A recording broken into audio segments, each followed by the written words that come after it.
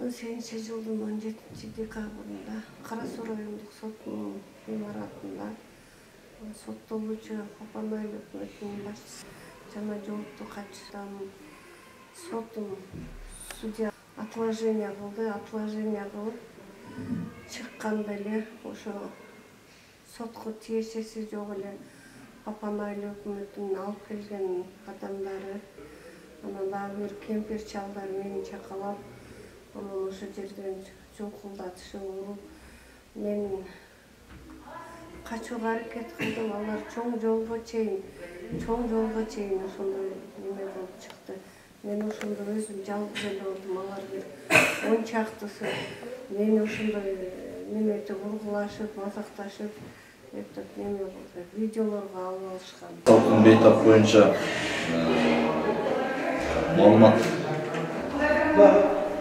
мындай: сотрясение головного мозга, закрытая черепно-мозговой травма деп түшкөн бизге 18 число декабрь күнү саат 11:00. Дежурный врачыбыз кабыл алып жаткызылган. Азыркы учурда лечениясын алып атат.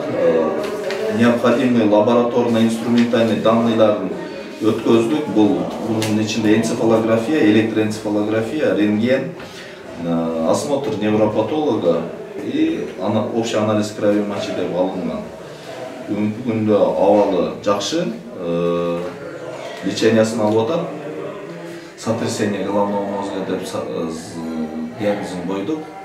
Эми анысын айта албайбыз. Средний пребывание коечных дней где-то бир 7 күндөн 10 күнгө чейин Кудай буйруса жакшы болгонго карап чыгарабыз.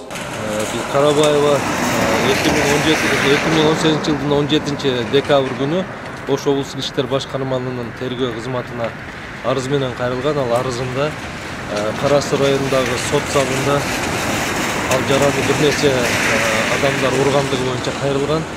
Бүгүнкү күндө ошол тергөө кызматы тарабынан бул арызындагы келтирилген дооматтар боюнча текшерүү иштери жүрүп жатат. Топтолгон материал боюнча аягы топтолгон материал жана ошол денесине алган жаратын аныктоо боюнча атайын сот комиссия экспертизе дайындалган. Булардын бүтүмү менен чара көрүлөт. Бирок чакыруу суралып атат, азыр чыгармалды. Ар бир 2 күн болуп атат, арыз менен кайрылган. 2 күндөн бери аларды чакырып сурап тактап жатышат. Бирок алар да өздөрүнүн баягы пикирлерин айтып жатышат да, биз анда урган эместигин.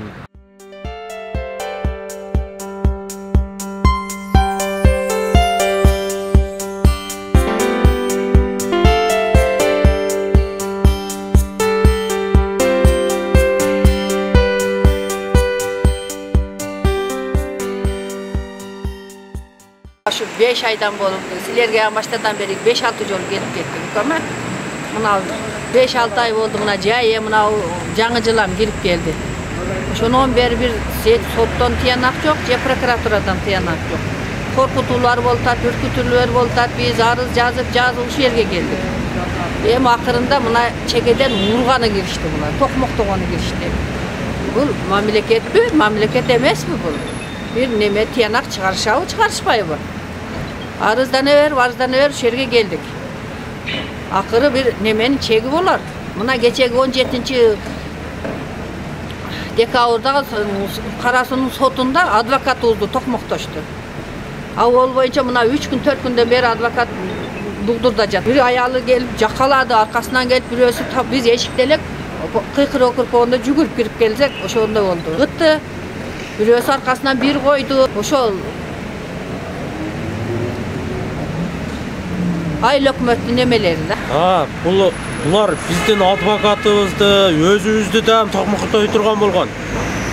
Октябрдын 9-ында Кара-Суу район сотунун алдында ошо Папандан 200 адамды жалдап маршрутка менен алып келип туруп, ошо бизди неме алганда, бизди органдарга ороп турган ошол жерде. Сотту өткөрбөй, сотту ошол жерде бузуп, бизге ошондой аброюбузга шек келтирген сөздөрдү айтышкан. Ошол жерде элди оротуп ал, эл бузукулары деп бизди ошондой жаман сөздөр менен, ыплас сөздөр менен неме алган. Бул соттор эч убакта карапайым элдин айткан немесине чыкпай атат. Биз соттордун аягынача чыгабыз. Жалган мен көрдүм, менин тарапташтарым мен тааныбайм аларды. Тарапташтарыңызды тааныбайсызбы? Ооба, мен тарапташтарым эмес, алар попандыктар эмес дейм, башка.